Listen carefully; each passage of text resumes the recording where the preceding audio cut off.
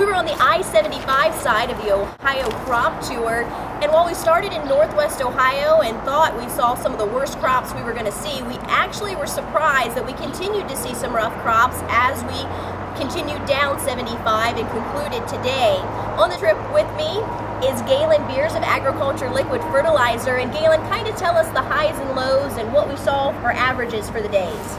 Okay, yeah, Heather, it seems like on our trip over western Ohio there, inconsistency was the consistent theme in the corn, and on day one we saw a low of 96 bushels per acre and a high of 183, and we thought that would improve on day two, but day two actually had a wider variance with a low yield of 66 bushels per acre in the corn and a high of 201 bushels per acre. The beans seemed to be a little bit more consistent throughout the 2 days. Day one had a low of 31 bushels per acre and a high of 67, and the average was 52 for the day. And day two was a low of 53 bushels and a high of 69. And the grand total for the whole tour was, the average was 139 bushels per acre for corn and 59 bushels per acre for beans. And Mike, you were out in the fields over the last 2 days. Tell us what we kind of saw in terms of insect pressure and weeds and disease. Insect-wise, not a lot out there except for spider mites. That seem to be the predominant insect out there. Most bean fields, majority of them that we've seen or drove past, had some spider mite damage. Not necessarily throughout the whole field, but at least along the edges. Disease-wise, pretty minimal. Some septoria in the bottom leaves of the beans. Pretty minimal. You know, there's stuff out there, but nothing real excessive.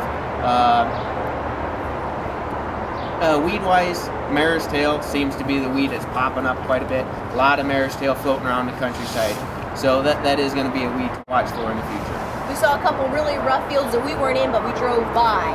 And while we drove by and saw some really good crops, we drove by some really bad crops, and we actually ran into some of the farmers when we were actually out there checking the fields. And Paul was our navigator and Mike was our driver, and we ran into some farmers, and when we told them about the actual yields we were seeing, we had to be very careful of how we said it, because some of the corn yields were lower than the bean yields. What are your thoughts on that, Paul? You know, and how does that compare to what you're seeing in Hardin County? I guess, you know, overall, we probably hit the high on most of these fields. I don't really feel as though these would probably average out overall. I would say these are probably the top yields for that field, but overall, it was really good to see all the variation across all the fields.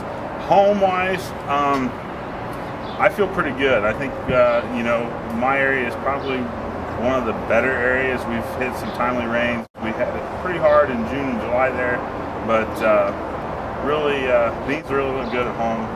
Corn's going to fare okay in some of the lower ground, so I feel pretty good.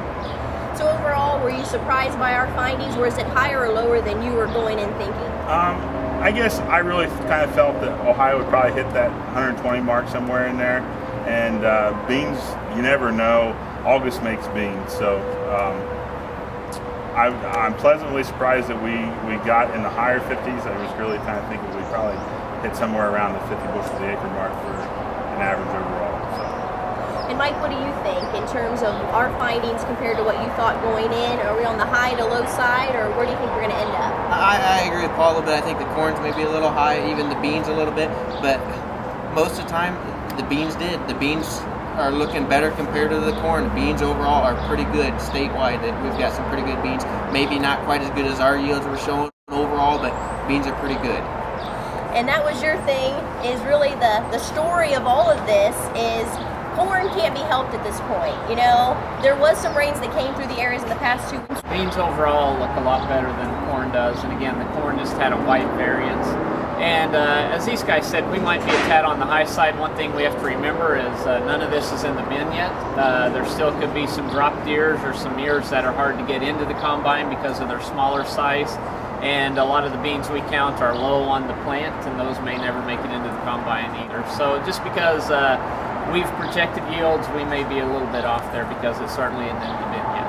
Well, we had a lot of fun over the past 2 days going out and seeing what was really out there on the western side of the state.